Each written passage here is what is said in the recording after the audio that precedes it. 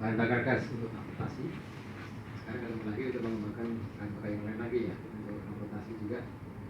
Memang saya sempat terlibat dalam diskusi maupun penyiapan infrastrukturnya Pertamina ketika ada pencanangan B20 tahun 2015. Ketika itu harga minyak mentah memang masih bagus, sehingga dan harga minyak sawit juga masih bagus, sehingga harga belinya waktu itu cukup kompetitif bagi pengusaha sawit. Waktu harga minyak mentahnya di atas $80 per barrel, itu tentu harga minyak solar di atas 9.000, di atas 8.000 rupiah gitu. Nah, itu minyak sawit yang sudah dirubah menjadi FAME itu cukup bisa akomodir oleh harga beli Pertamina. Jadi begini, Pertamina itu sebagai perusahaan energi hanya boleh membeli komponen-komponen bahan bakar maupun turunannya sesuai dengan standar harga standar yang berlaku di pasar internasional, dalam hal ini adalah MOPS. Nah, ketika FAME ataupun biodiesel itu harus dibeli oleh Pertamina, maka kita juga mengacu kepada harga minyak solar di MOPS. Itu aja. Pertamina tidak boleh membeli harga apapun yang akan disampaikan dalam bahan bakar di atas harga patokan. Ketika kemudian tiba-tiba harga minyak turun di bawah $80, apa ya, itu di pertengahan tahun 2015 kalau nggak salah, ya, mulai dari 80, 70, 60 sampai akhirnya bisa sampai sekitar $32 per barrel, terendah tahun 2016. Nah, itu harga belinya Pertamina terhadap FAME jadi berkurang ya, karena kita memang tetap harus mengacu ke MOPS. Akibatnya pada kalau nggak salah pada bulan Februari 2016 itu APROBI, Asosiasi Produsen Biodiesel, itu akhirnya melakukan mengirim surat ke Pertamina bahwa mereka tidak bisa lagi mensuplai Pertamina. Akibatnya antara bulan Februari sampai bulan Agustus kalau tepat, akhirnya memang Pertamina tidak lagi memiliki suplai Pertamina, sehingga program biosolar sudah jadi terhenti. Menanggapi masalah seperti itu, pemerintah akhirnya mengupayakan jalan melalui program Badan Penyangga Dana Perkebunan atau BDU. Nah, BPDB ini mengutip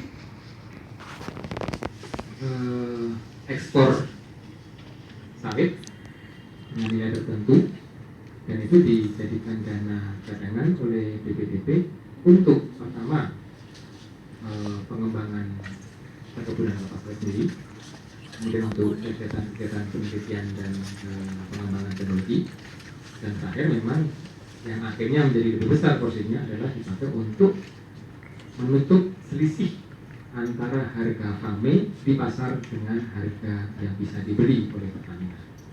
Jadi akhirnya biodiesel ini baru bisa jalan lagi setelah pemerintah bisa mengumpulkan dana dari industri sawit sendiri.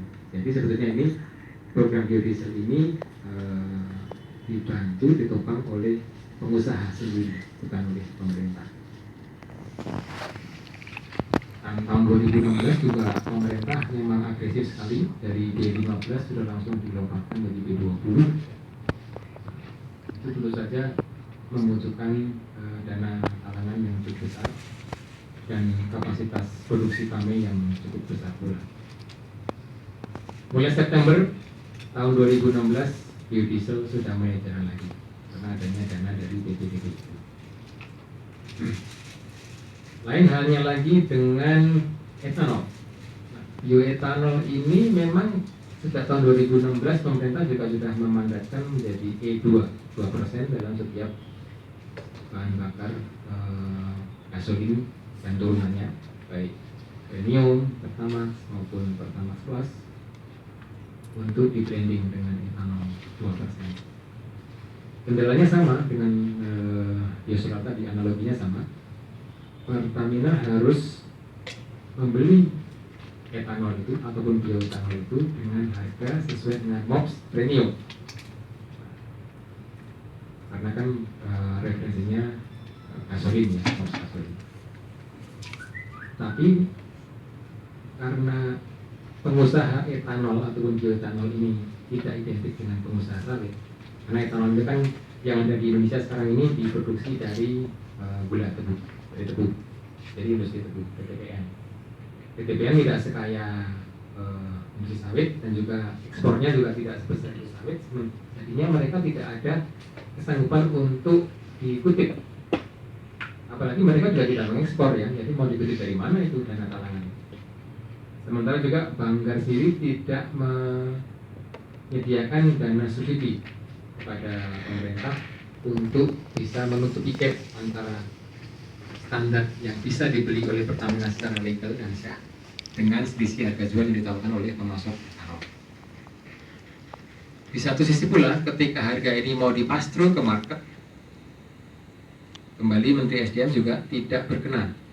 Sebetulnya kalau 2% dari harga jual etanol ditambahkan ke dalam premium ataupun Pertamax ataupun Pertamax Plus, itu tambahannya paling banyak mungkin sekitar dari 11.000 ya, 11.000 itu berarti kan jadi 110, paling 250 rupiah lah per liter, itu bisa ditambahkan di harga jual Pertamax ataupun premium dan Pertamax Plus.